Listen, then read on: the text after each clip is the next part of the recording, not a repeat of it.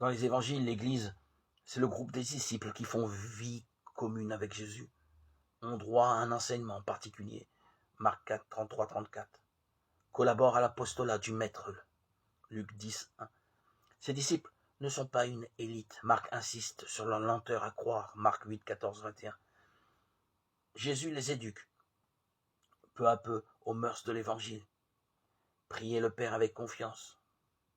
Se donner totalement à la cause du royaume de Dieu. Servir au lieu de se faire valoir. Se pardonner les uns aux autres. Aller chercher la brebis perdue. Se contenter de ce que l'on a. Affronter courageusement les oppositions.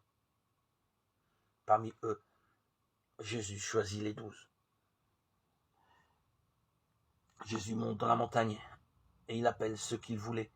Il va à lui et il en établit 12 pour être avec lui, pour les envoyer prêcher avec pouvoir de chasser les démons. Il établit les 12.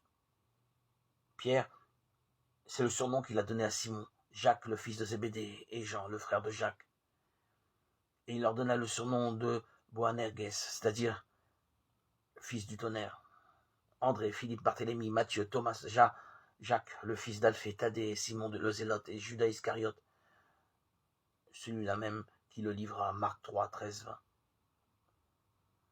Ce groupe des 12, aussi disparate que possible, est le noyau de la communauté des disciples.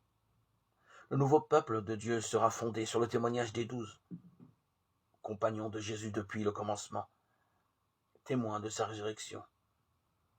Ils sont envoyés par le Christ pour prêcher l'évangile à toutes les nations.